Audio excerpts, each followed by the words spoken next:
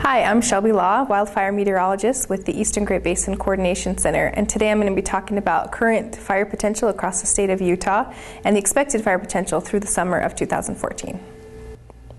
This image shows the current drought conditions across the western U.S. right now. We can see that there's exceptional and extreme drought conditions across much of California and western Nevada. Utah's drought conditions are not quite as extreme, with only moderate and severe drought categories across much of the state. Utah's drought peaked in 2012, and since then we've been slowly recovering from those drought conditions.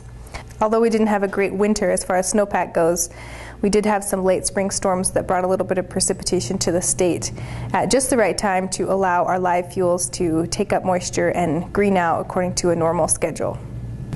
When we talk about our expected fire potential for the fire season, we take a couple of factors into consideration, including the drought conditions, but also the type of weather that we're going to be looking for the summer.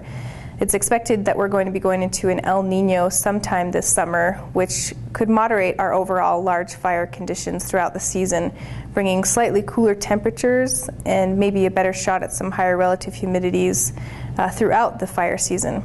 That will really help us out when it comes to moderating those drought conditions. So the first image we're going to look at here is our June fire potential. And our fire potential for the state of Utah is normal through the month of June. We normally see quite a bit of fire activity during June, so we definitely anticipate to see some fire on the landscape through the month. For the month of July, we're still expecting our fire potential to be normal across the state. During July, we usually see a little bit of moisture move up from the south, which tends to decrease overall large fire potential. For August, we're continuing that normal trend for large fire potential across the state. And usually in August, we do see a little bit of an uptick in fire activity as things dry out once again. Long-term weather forecasts are always changing throughout the fire season, so it's important to check back and look at our most current products and forecasts that are available from the Eastern Great Basin webpage.